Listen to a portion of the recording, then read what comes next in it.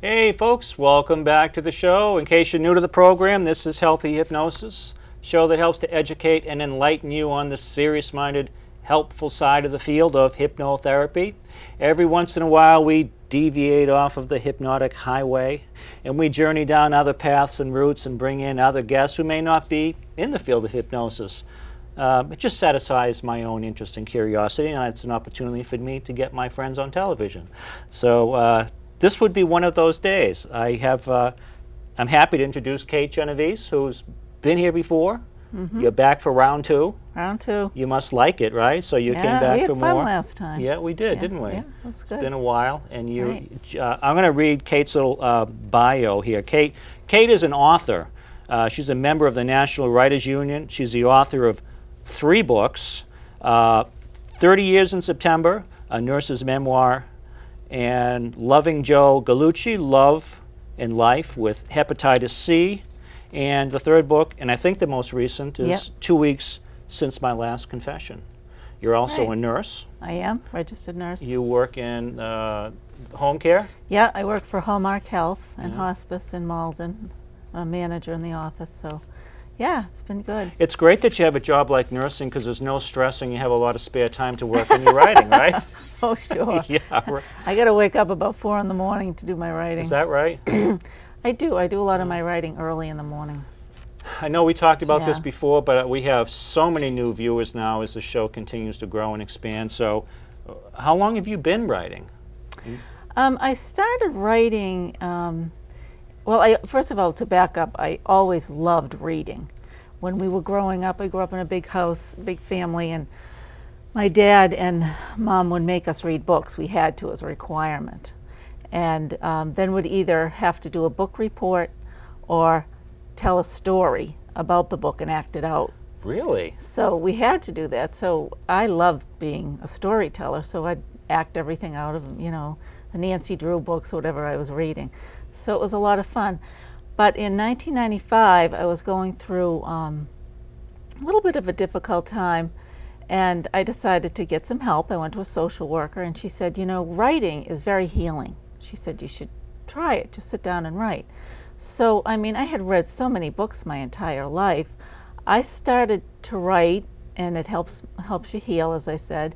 And all of a sudden, I turned this opportunity and this event that was happening into my life into a book. Right. And the title actually is A Silence So Still. But that was all for healing, and it's in my bottom drawer. Really? So I really realized how much I did like the writing process, and I decided to write something. I was going to try and get it published. And that's where 30 Years in September came in. Well, on that subject, let me read the description. Yes. And then you can go into detail. Yeah. 30 Years in September, a nurse's memoir. Kate's memoir describes the adventures of her nursing career, the struggles with addiction, and the rewards of recovery. It carries the reader through the 80s and 90s, where she writes about her struggles with the healthcare system, as well as the hilarious anecdotes about nursing mishaps, truly magical accounts of near-death experiences, and tales of strength and hope and courage in the world of sickness and death. That makes me want to read it. Mm. Yeah. Well, being a nurse, you might. Right. Yeah. Yeah, that was interesting how that came to be. I really, you know, I was a visiting nurse then in the Arlington Visiting Nurse Association, but I was out on the road and I actually did the Burlington area. So I had a patient that I would go see, and his name is in the book, and I know he wouldn't mind me mentioning his name, Joe Lombardo. Young man in his early 40s who was a school teacher. He was a diabetic. He became legally blind, and he had had a liver and pancreatic transplant. And I'd go into his house because he developed wounds. Right. I'd go in his house twice a day. And I watched this guy get depressed, and it was bothering me. So I would just tell him funny stories of nursing. And, you know, sometimes I'd have to call other patients from his house, and he'd hear me, you know, hard of hearing patients, and I'd be screaming in the phone at them. And he was just getting a kick out of it, and he kept saying, why don't you write these things down? Really? That's where the seed was planted? Yeah, so you know, I boo-hooed it at first, but then my mom died that September, and I had to go up her attic and clean it out. That was my job. So I went up there, and all of a sudden I saw all my nursing books when I started school in 1970. And I said, oh my gosh, look at these. And I looked through them, and, you know, all these memories came back of how I tried to talk my parents out of making me go to school because I wanted to go to Woodstock that summer. Oh, let me start later. I really want to go to Woodstock because I had this really cool concert that's coming in. Yeah. So that conversation went south. Did you make it to Woodstock? No, I didn't. No, I had to start That school. would be a whole other show, wouldn't it? Yeah.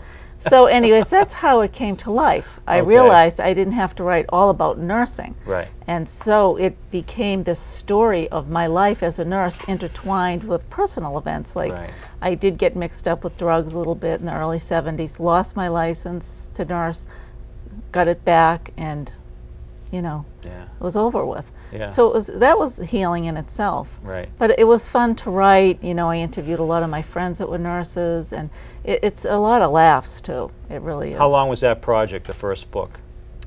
I started that in 1998, and it was published in 2001. Wow. So really not too long. It took me about a year to write. Finding a publisher was the hard part. Yeah. Very hard. And I finally found him, and it came out a year after that.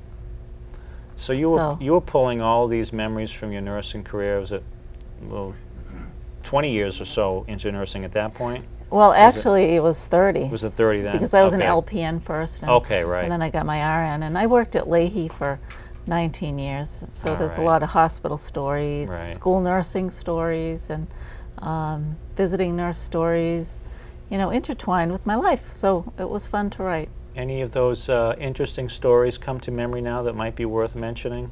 The humorous patient stories, or I should have told you before we started that I might ask you that because I didn't think of it until now. But. Well, sometimes you laugh when you're there. It might not seem so funny, but there was a charge nurse that was very funny at Leahy, and she always had us howling. And one day she stood up by the computer, like she got out of her chair and stood up, and a doctor came by and moved the chair, and so she went and sat down and just fell right on the floor. Classic slapstick. No. But it was pretty good. So did that make it in the book? Yeah, it did. Of course it did, in the book, yeah. Any patient stories that you can recall? Nothing springs to mind right away? Not really. Maybe by the end of this I'll have some in my head, yeah. So I'm sure you had the funny ones, as it said in the bio there. You also had the sad ones. And yeah, I mean, it was, when I think about it, my first patient I was at Beth Israel. That's where I did my first rotation. And the first patient I had, Mary Hill, was dying of cancer. And she was my age now. But, you know, I thought she was just so old. But she really wasn't. You know, she wasn't, was she? She was just a kid. And so she was dying of cancer. Oh, yeah. And so it was hard. I remember being a student and saying, oh, I can save her somehow. I mean, you know, this treatment's going to work. And I remember going home that weekend and telling my mother about it. And I said, but she's going to get better. And my mother said, I don't think she's going to get better. You know, you better face up to this. If you're going to be a nurse, you're going to have to face this stuff. Yeah. And you in the bio it mentioned some magical accounts of near-death experiences. Yes. Now that was a lot of fun to interview people, and I really believe that happens. And I interviewed one man who he was at Leahy, and he I forget why he was there, but it was the second time around. Right. But his first time, he had a heart attack. He was playing pool with his friends, and all of a sudden he collapsed, and he was young. Right. And his friend, who was a physical therapist, did CPR, and he had a near-death experience. And he was brought right to the light, and God said, you get back, you take better care of yourself, you turn your life around, because he said he was a pretty selfish guy. So he became very religious and kind of turned his life around. So he came back to consciousness with that directive? Yeah, I don't know how quickly he worked on and processed it. Yeah. But it was pretty neat. When I worked in hospice, which I did for 8 years, we used to have experiences with patients frequently where they, were getting close to the actual dying time, and they're starting to see the other side before they actually transition. Did you ever have any of those experiences? Yeah. Where they're starting to talk to family members who have long since passed.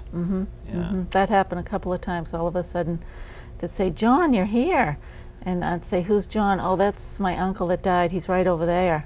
And they're truly surprised to see them, and it seems like they're really in the room. Yeah. And they could be spirit form. Right. Yeah, very much so. So it was interesting. And the school nurse part, that was kind of fun. I never realized how hard school nurses work. I used to think it was a piece of cake when I'd hear about, "Oh, I'll retire doing that." Well, it's a lot of work. Kids. You worked as a school nurse? Yeah, I worked as a school nurse for 5 years in Woburn. What was the toughest part about that job? It's more like being a psychologist. The kids come down with lots of issues. It manifests itself in physical problems. And then all of a sudden you find out all these emotional problems they have. Yeah. So, from physical and sexual abuse to, just kids harassing them and bullying, things like that. Yeah, it was very rewarding. But the physical end of it, a lot of kids with allergies, the peanut allergies and asthma. Sure. And I was a nurse at the school at the Clap when that little boy died with the van. Right. Yeah. So that was horrendous. That was awful. How long has it been since you've been out of that position? I left there in 2006. Okay. Not that so long not ago. that long ago, yeah. And some of those experiences have made it into... Well, I had been per diem before that. Okay. Yeah. All right. Yeah, so those actual stories weren't in this book. Okay, so you wrote the first book, and that got you juiced up to do more, right? Yeah. You had the bug? I had the bug. I had the bug to continue writing, and it was, I was really out on the road presenting the book, doing things like this TV shows and radio shows. And 30 Years in September was doing well, still is doing well, but 2001, 9/11 happened that September, and all of a sudden nobody was paying attention to anything about our country and what was going on. So book sales dropped, not just for me, for everybody. Right. Yeah. So that's when I said, well, I think I'll put, getting out there and selling it on hold for a while and start another book. So that's how the second book came to be. And the second book was, which one is number 2? Loving Joe Gallucci. Love and Life with Hepatitis C is also part of the title. Let me read about that one. Yeah, that's a subtitle.